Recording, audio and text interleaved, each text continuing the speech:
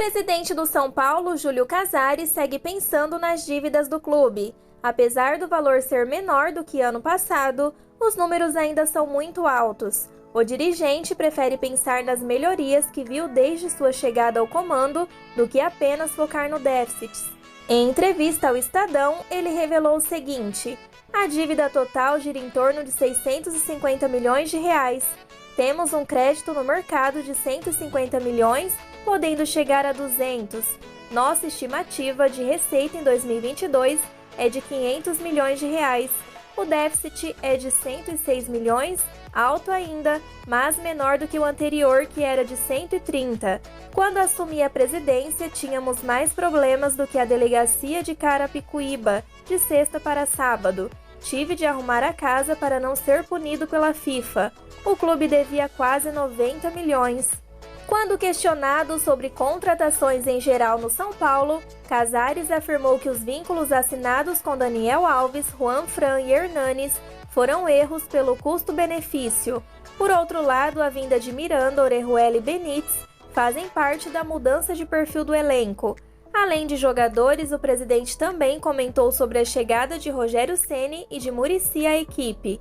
Ele disse: "Conheço Rogério e Muricy há 40 anos. Sei com quem estou lidando, e nunca teve nada de o Rogério balançar no cargo, nunca.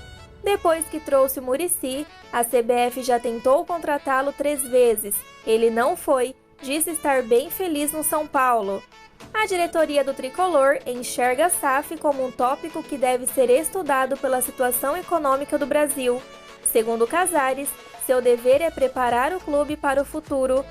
E ele ainda analisou o seguinte: a SAF pode chegar para atenuar uma pressão da dívida. Não acho a melhor alternativa do mundo. Uma associação pode ser também profissional e não precisa se transformar em SAF. Não vejo São Paulo nesse caminho. É um dever observar as leis, mas não vejo São Paulo como SAF. Para o resto da temporada do São Paulo, o presidente acredita no trabalho principalmente de Ceni e Muricy, que segundo ele são pessoas sérias, com personalidade e conteúdo. O dirigente finalizou dizendo o seguinte: são profissionais preparados. Pode não dar certo, pode ganhar ou perder, mas sabemos quem contratamos. Não temos hora para trabalhar nem medo de cobranças. Quando cheguei, estávamos na UTI, passamos para a CTI e agora estamos no quarto. Mas o São Paulo ainda precisa de cuidados. Nesta segunda-feira foi o primeiro treino do São Paulo com a presença da imprensa desde que começou a pandemia. Setoristas retornaram ao CT da Barra Funda e acompanharam as atividades aplicadas por Ceni. O São Paulo fechou no fim da manhã de hoje a preparação para o duelo contra o São Bernardo, terça, às 20h30 de Brasília, no Morumbi, pelas quartas de final do Campeonato Paulista. O vencedor estará nas semifinais. Rogério Ceni fez um treino tático com a equipe titular e realizou também um trabalho específico dividindo jogadores por posição. Os defensores participaram de uma atividade de bola parada, enquanto laterais, meio-campistas e atacantes ensaiaram movimentações ofensivas. O trabalho direcionado para as posições contou com a presença do meio-campista Gabriel. Recuperado de lesão muscular, o uruguaio está em trabalho de transição e deve ficar à disposição de Rogério Ceni nos próximos dias. O camisa 15 é dúvida para esta terça-feira. Um provável time do São Paulo terá Jandrei, Rafinha, Diego Costa, Léo, Reinaldo ou Wellington, Pablo Maia, Rodrigo Nestor, Igor Gomes, Nicão ou Patrick, Éder e Caleri. O grande desfalque da equipe para este confronto é Gabriel Sara. O meia segue apenas sob os cuidados do Refis, assim como o zagueiro Valse, ainda em recuperação de um longo período sem atividade. Na véspera de abertura do São Paulo nas quartas de final do Paulistão, o lateral Rafinha, em coletiva neste dia 21, evitou direcionar aos rivais ou incorporar ao tricolor o papel de favorito ao título. O discurso é de pezinho no chão. Na visão de Rafinha, o time se encontra preparado para a etapa final da competição. O São Paulo terminou a fase de grupos com a terceira melhor campanha, com 23 pontos. Rafinha aproveitou também para valorizar o próprio nível da competição, conquistada pelo clube no ano passado. Para avançar à semifinal, o São Paulo precisa da vitória sobre o São Bernardo. Empate leva a decisão para os pênaltis.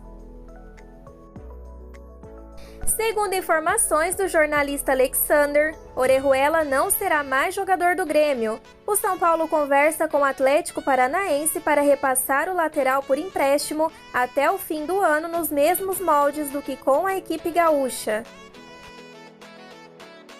João Moreira já está em Portugal e se apresentou à seleção sub-18. Entre os dias 20 e 29 de março, a equipe enfrentará a Geórgia, Macedônia do Norte e Eslováquia. Em entrevista ao Lance, a atacante Micaele falou sobre seu momento na equipe feminina do São Paulo e projetou suas expectativas para a partida contra o Internacional nesta segunda-feira, dia 21, válida pela terceira rodada do Campeonato Brasileiro Feminino. A camisa 11 do tricolor paulista foi um dos grandes destaques da última partida disputada pela equipe contra o Real Brasília.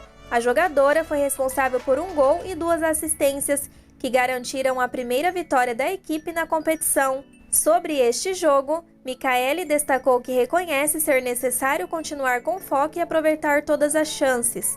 Sobre sua atuação na última partida, onde esteve diretamente envolvida nos 3 gols marcados pelo São Paulo, a atacante afirmou que pretende chegar até a final e garantir o título para a equipe. Para esta temporada 2022, a equipe feminina do tricolor paulista contou com a chegada de alguns reforços, sendo um deles a vinda de Pardal, que marcou contra o Flamengo na primeira disputa da equipe na competição. Micaele ressaltou serem todas atletas experientes e que ajudam no desempenho do elenco. O São Paulo volta a campo contra o Internacional em partida válida pela 4ª rodada do Brasileirão Feminino, nesta segunda-feira, dia 21. A atleta ressaltou que considera uma partida complicada devido à capacidade técnica das jogadoras e dos novos nomes que chegaram na equipe este ano, mas destacou que busca alcançar mais 3 pontos na tabela com a vitória do tricolor. Até o momento, o Internacional ocupa a 3ª posição na tabela da competição, enquanto o São Paulo a 5ª. O jogo será às 20 horas no estádio Beira-Rio. Essas foram as notícias de hoje do nosso tricolor paulista. As atualizações do nosso clube querido são feitas com muita dedicação, então não esqueçam de curtir, se inscrever no canal e ativar o sino para receber as notícias diariamente. Aproveito para convidá-los a conhecer meu segundo canal, Tami SPFC, com as rapidinhas do nosso tricolor. E já sabem, né? O nosso encontro é aqui no YouTube no próximo vídeo. Fiquem com Deus e até mais!